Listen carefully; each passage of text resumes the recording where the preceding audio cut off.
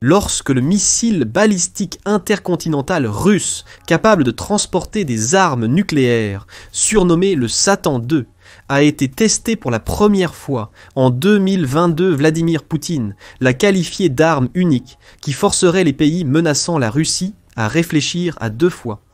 Il a également déclaré que le missile avait les caractéristiques tactiques et techniques les plus élevées et qu'il n'avait pas d'analogue dans le monde. Avance rapide à 2024. Et il semble que la seule chose vraiment unique à propos du Satan II est sa capacité à s'autodétruire avant même de quitter la rampe de lancement de test. Ce qui fait se demander si même le missile en a assez de la direction de Poutine.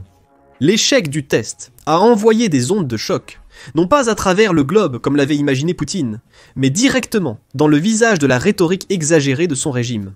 Mais comment cette redoutable arme d'embarras collectif a-t-elle pu échouer si spectaculairement? Et comment le savons-nous, vu l'obsession du Kremlin à dissimuler ses désastres? Toutes les réponses sont dans cette vidéo. Une question pourrait maintenant survenir. Que fait la Russie en testant des missiles nucléaires, alors que le pays lui-même se décompose à vue d'œil? 2 ans et demi après ce qui était censé être un conflit de type David contre Goliath, l'Ukraine, alias David, a réussi à assumer le rôle de l'envahisseur avec son incursion dans la région de Koursk et à embarrasser Goliath pratiquement tous les jours. Et ici, Poutine et ses acolytes jouent au bingo de lancement de missiles. Ce prétendu test nucléaire était en réalité une manœuvre désespérée visant à sauver la réputation de la Russie par l'intimidation. Autrefois vantée comme possédant la 2e armée la plus puissante du monde, la Russie est maintenant la risée sur le champ de bataille ukrainien, faisant face à l'humiliation et à la défaite à chaque tournant depuis le début de l'invasion.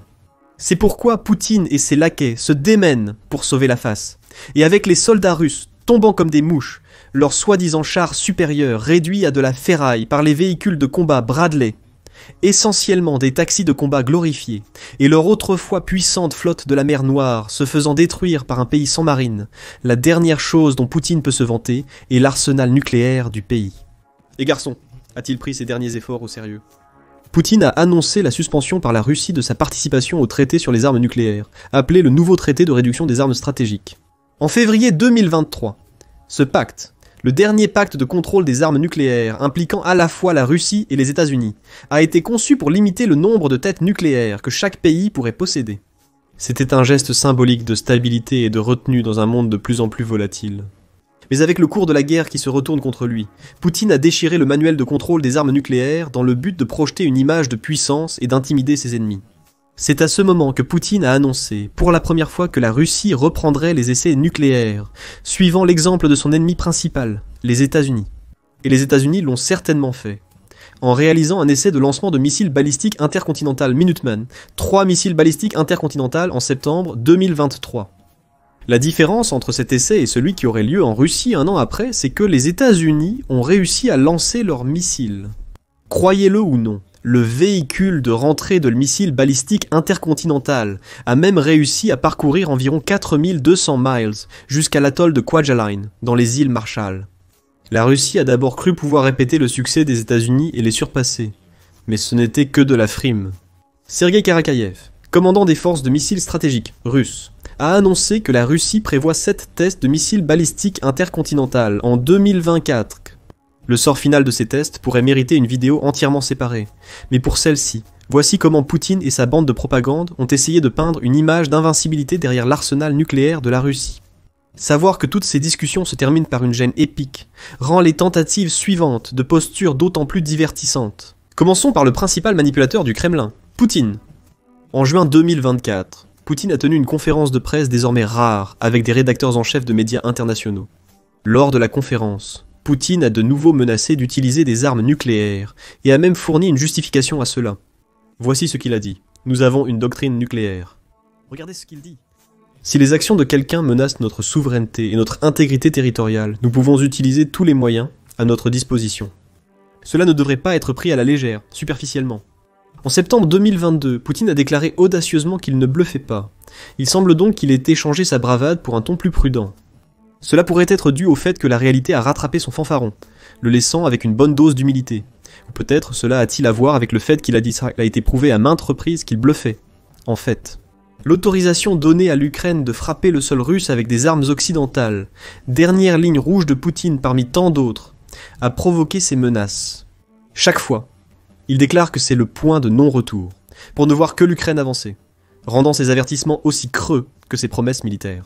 Le prochain a menacé d'annihilation nucléaire et a essentiellement exagéré un échec massif est Dmitri Medvedev, le secrétaire adjoint du Conseil de sécurité russe, et sans doute le prince clown du Kremlin. En septembre 2024, l'ex-président russe a menacé sur Telegram de réduire Kiev en une vaste tache de désordre gris fondu. Bien que ces divagations erratiques soient non trop savoureuses pour ne pas être partagées intégralement, nous vous en donnerons un résumé par souci de concision et de préservation mentale. Medvedev a commencé son message en décrivant comment le monde occidental perçoit les menaces russes d'annihilation nucléaire. Il a dit que l'Ouest croyait que les Russes ne franchiraient pas la ligne, et qu'il voulait seulement effrayer l'Ouest. Et de toute façon, qui a besoin d'une apocalypse ? A-t-il ajouté. Et c'est probablement la seule partie sensée de son message entier, avec la considération du conflit nucléaire, une très mauvaise histoire avec un résultat désastreux, et qualifiant une réponse nucléaire de décision extrêmement complexe aux conséquences irréversibles.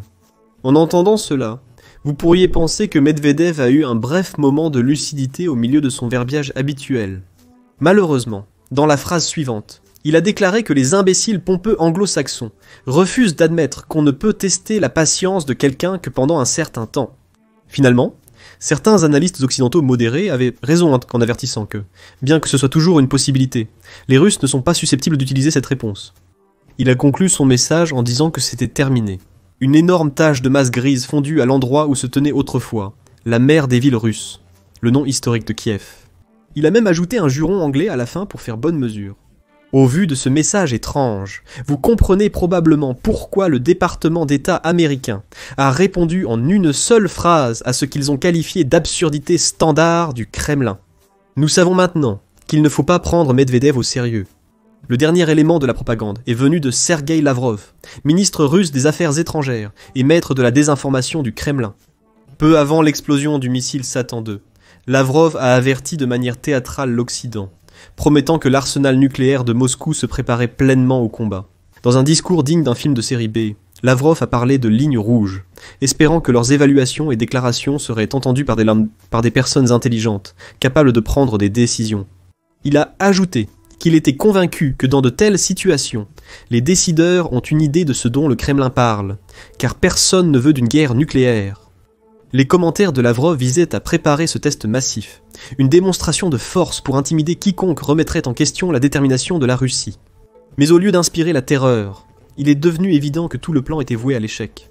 Alors que Lavrov se montrait lyrique à propos des armes dont l'utilisation entraînera de graves conséquences pour les maîtres du régime ukrainien, la seule chose qu'il a vraiment réussi à faire, c'était de rendre l'échec du prochain lancement encore plus risible. En parlant du lancement, ou plutôt de la tentative de lancement, décomposons enfin ce qui s'est passé ce jour fatidique de septembre. Selon Pavel Podvig, l'analyste qui dirige le projet de recherche sur la force nucléaire russe, la tentative de lancement du Satan II a probablement eu lieu le 9 septembre 2024. Podvig a tiré cette conclusion d'après un avis aux missions aériennes, ou Notice to Airmen en abrégé, émis aux pilotes de la zone le 17 septembre et annulé 2 jours plus tard, le 19 septembre. La Note to Airmen est une mesure de sécurité essentielle en aviation qui informe les pilotes des dangers potentiels à proximité. Dans ce cas, il semble que l'armée russe tentait de créer une zone d'exclusion aérienne pour le test de missiles imminents, espérant probablement s'assurer que rien ne perturberait leur grande démonstration de puissance de feu. La démonstration en question devait avoir lieu au cosmodrome de Plesetsk, un lieu stratégique niché dans la région d'Arkhangelsk en Russie. Situé à environ 800 km au nord de Moscou et à 400 km à l'est de la frontière finlandaise, ce port spatial est le site de lancement orbital opérationnel, le plus au nord du monde.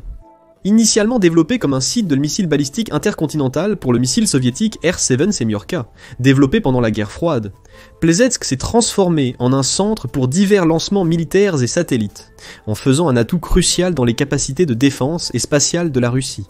Compte tenu de ces éléments, il n'est pas surprenant que ce lieu, entouré d'épaisses forêts de pins et d'un relief plat, ait été choisi pour une puissante démonstration de la force militaire russe. Cependant, il n'a fini par être qu'une toile de fond pour un autre échec colossal de la Russie. Cette fois, l'échec impliquait le missile balistique intercontinental super lourd RS-28 Sarmat que nous avons désigné par son nom familier, Satan II. Apprenons à connaître un peu mieux ce missile tristement célèbre, avant qu'il ne trébuche inévitablement dans les annales des gaffes militaires. Le RS-28. Sarmat, un missile balistique intercontinental à 3 étages, basé en silo et alimenté par carburant liquide, est destiné à remplacer le R-36M soviétique dans l'arsenal russe. Le R-36M était le missile Satan original, d'après la dénomination de l'Organisation du traité de l'Atlantique Nord. Avec une longueur de 115,8 pieds et un diamètre de presque 10 pieds, le Satan II affiche un poids de lancement conséquent d'environ 460 000 livres. Grâce à une portée opérationnelle plutôt impressionnante de 11 000 miles, le Satan II pourrait cibler pratiquement n'importe quel endroit aux États-Unis et en Europe avec précision. Bien sûr, s'il réussissait à lancer en premier. Blagues à part, le fait que le missile RS-28 soit cloué au sol est le meilleur scénario pour le reste du monde. Pourquoi ? Parce que le missile peut transporter jusqu'à 10 tonnes de charge utile.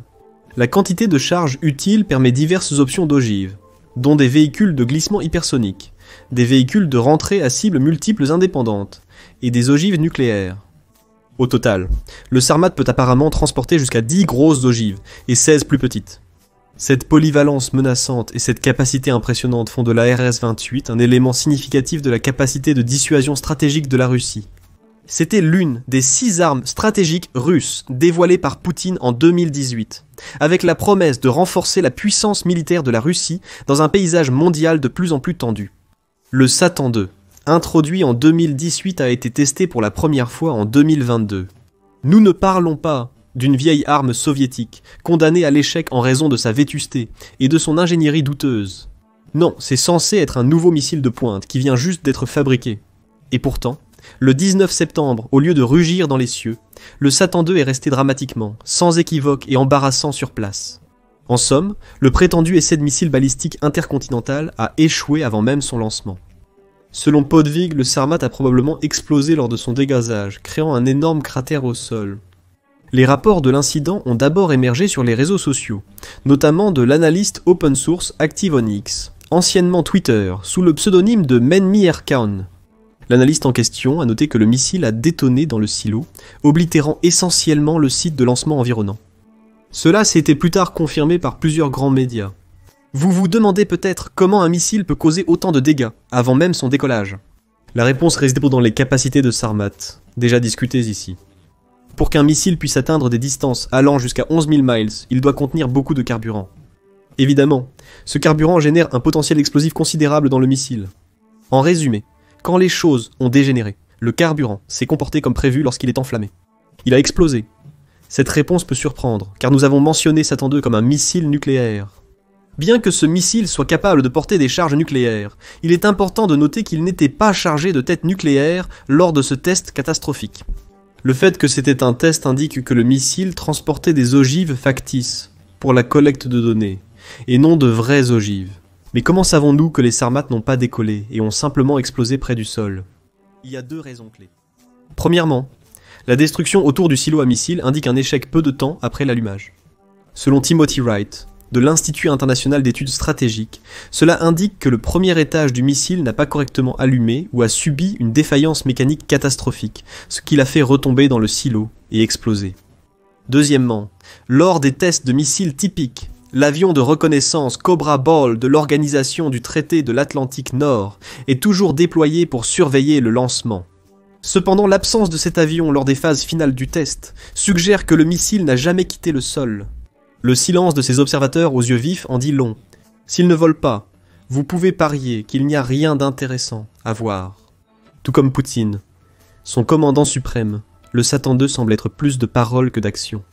Mais attendez, comment savons-nous même que cet échec a eu lieu ? Ce n'est pas comme si la Russie diffuserait avec enthousiasme une telle erreur colossale.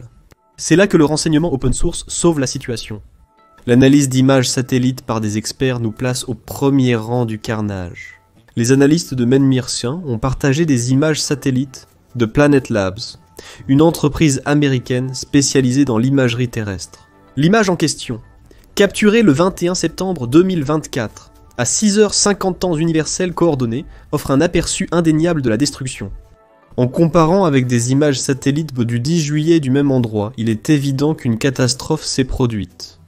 Ce qui était autrefois un site de lancement immaculé a maintenant été réduit à un désordre jonché de cratères. Le contraste saisissant entre l'avant et l'après, et le cratère de 60 mètres de diamètre ne laisse aucun doute.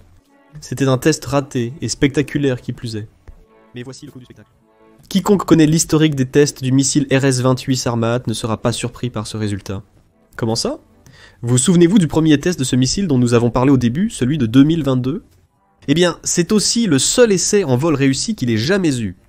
Depuis lors, qui était en avril de 2022, c'était un échec après l'autre. Prenez février 2023.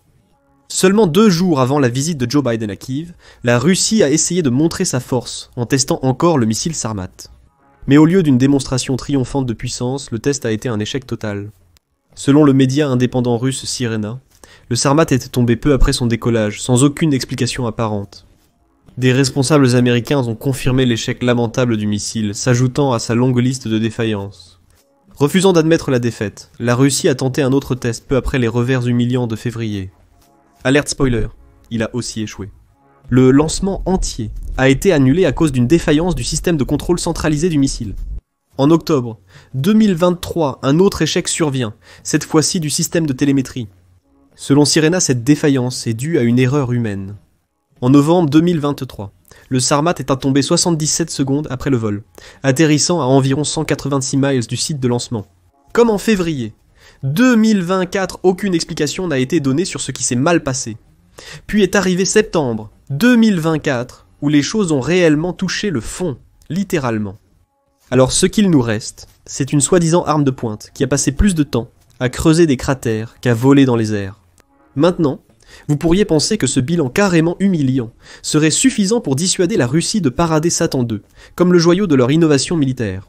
Mais surprise, ce missile est officiellement entré en service opérationnel en septembre 2023, devenant le système de missiles balistiques intercontinental le plus long et le plus puissant du monde existant. Sur le papier, bien sûr. Malgré l'explosion et la destruction de son site de lancement mentionné dans cette vidéo, Nikolai Sokov, un ancien responsable du contrôle des armements russes et soviétiques, a déclaré que Moscou continuerait probablement le programme Sarmat. Quand votre missile est meilleur en aménagement paysager qu'en lancement, la seule option logique est de continuer à creuser. Le Kremlin, quant à lui, est demeuré étonnamment silencieux. Interrogé sur l'explosion présumée, Dmitri Peskov, porte-parole du Kremlin, a éludé la question en déclarant ne détenir aucune information à ce sujet. De manière classique, ils ont redirigé la question vers le ministère russe de la Défense, qui est resté silencieux sans surprise. Il semble qu'en Russie, lorsque les missiles échouent, la transparence échoue également. Dans le reste du monde, les réactions ont été mitigées et peu enthousiastes.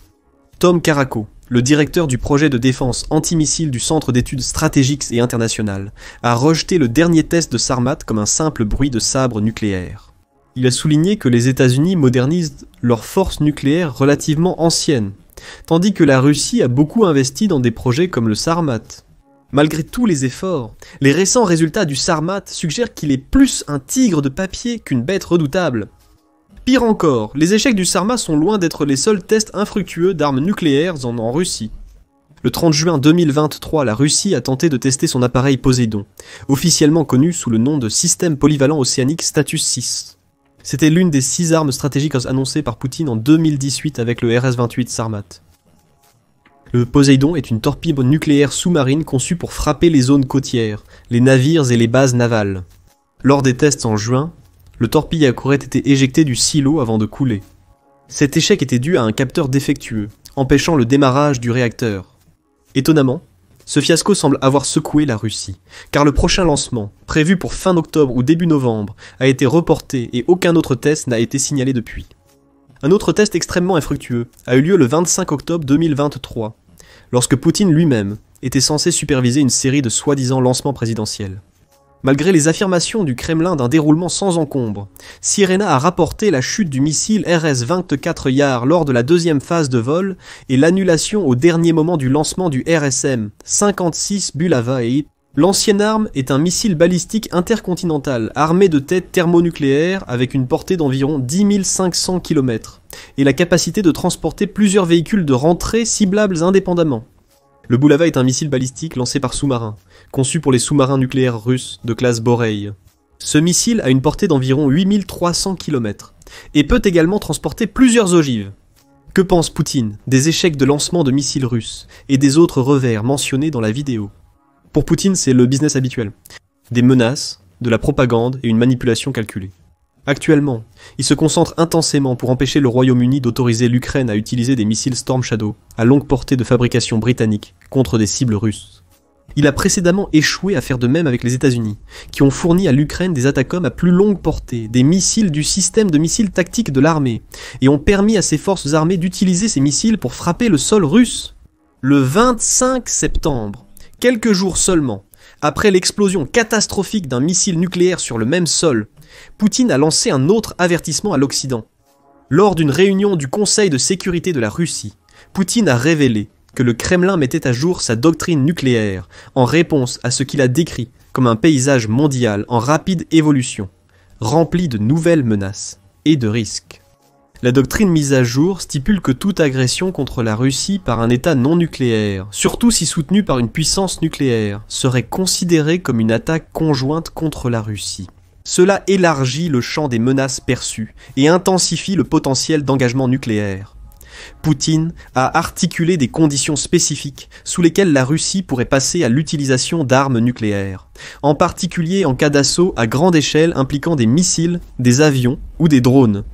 Il a souligné que l'utilisation d'armes nucléaires pourrait être justifiée si la Russie ou la Biélorussie étaient confrontées à une agression conventionnelle. Ces remarques signifient un changement significatif dans la posture nucléaire de Moscou, permettant une interprétation plus large de quand les armes nucléaires pourraient être jugées nécessaires. Il est clair que Poutine fera toutes les contorsions mentales possibles pour tenter de justifier sa position de plus en plus agressive. Peu avant l'échec récent du missile Sarmat, Poutine a donné une conférence de presse qui était une démonstration exemplaire de l'art de la diversion.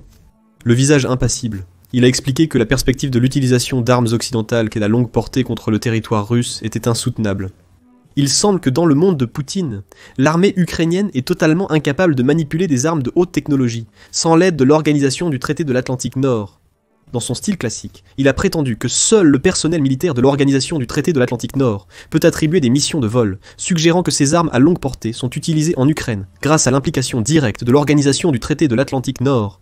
Poutine a ensuite affirmé que toute participation de l'organisation du traité de l'Atlantique Nord dans le conflit équivaudrait à une déclaration de guerre contre la Russie. Il a affirmé que si la décision d'utiliser des armes à longue portée est prise, cela signifiera une implication directe. Poutine estime que l'implication directe de l'organisation du traité de l'Atlantique Nord en Ukraine est un acte de guerre. Ses mots exacts étaient que cela signifierait que les pays de l'organisation du traité de l'Atlantique Nord, les États-Unis et les pays européens, seraient en guerre avec la Russie. Et si c'est le cas, alors, compte tenu du changement dans l'essence du conflit, nous prendrons des décisions appropriées en réponse aux menaces qui nous seront posées. Mais soyons honnêtes ici, ce discours entier n'est qu'une tentative à peine voilée de se protéger de la pression croissante des échecs militaires sur le terrain. Après tout, si ces missiles explosent dans son propre jardin, il ne veut surtout pas qu'on pense qu'il ne peut gérer l'aide occidentale. Que pensez-vous des propos de Poutine sur la capacité de l'Ukraine à utiliser des armes occidentales sans l'aide directe de l'organisation du traité de l'Atlantique Nord? Ces préoccupations sont-elles justifiées d'une manière ou d'une autre? Concernant l'échec récent du missile Sarmat, que pensez-vous que cela révèle sur les capacités militaires de la Russie? Et comment cela affectera-t-il sa stratégie nucléaire à l'avenir? Et enfin, et peut-être le plus important, combien d'humiliations un président peut-il supporter avant de considérer une nouvelle voie professionnelle?